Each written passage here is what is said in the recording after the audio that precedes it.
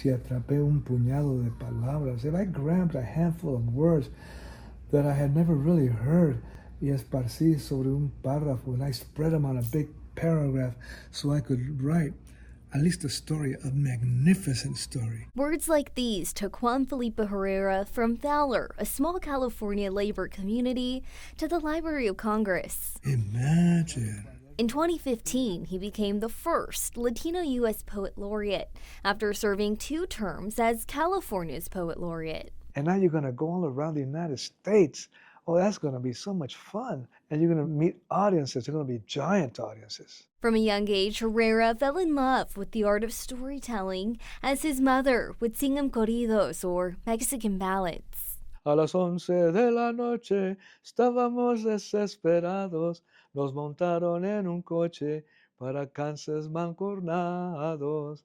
At 11 o'clock at night, we were out there. We were feeling very desperate. And a van came up and took us away with handcuffs on. The song tells a story of Border Patrol agents taking the family away. That's quite a message going on when I was a kid. He came from humble beginnings. Herrera's parents were migrant workers who moved from town to town for work. I noticed the life we lived. Later on, I could reflect on it and write about it. He was offended by the negative language the national media used to describe migrant workers, people just like his parents. Invaders, that's who we are. So you tend to ingest all that, and you become that phrase. So he set out to reshape how his community was portrayed, never thinking it would turn into a career. Only because we never talked about careers. We just lived day to day to survive. Over the past 50 years, he's published nearly 40 books in both English and Spanish, with the goal that readers can take away a better understanding of one another. There's too many negative depictions of each other and of all groups.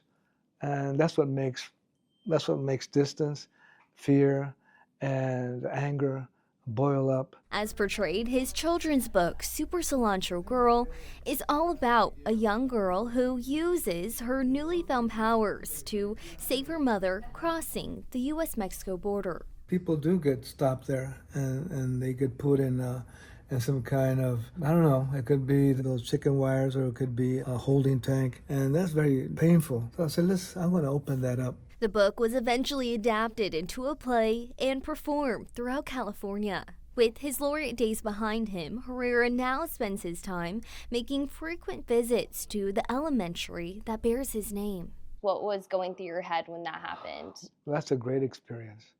That's the experience. An incredible honor, considering education was a privilege his parents did not have. His father never stepped foot into a classroom, and for his mother, she was only made it to 3rd grade in El Paso, and that was a lot of grade, and she wasn't able to go beyond. With a lifetime of beautifully written literature to his name, when asked what he is most proud of, I'm most proud of when I read in front of children. Playful at heart, Herrera knows exactly how to keep them engaged. He wastes no time instilling in them that, like him, they are equipped to do or become anything. My heart and mind. And body contain the future. I tell them, before I go, I want to let you know that you, everyone here, has a beautiful voice. And that's who you are. That's your inner self. A voice that one day could become something great, maybe even the next United States Poet Laureate.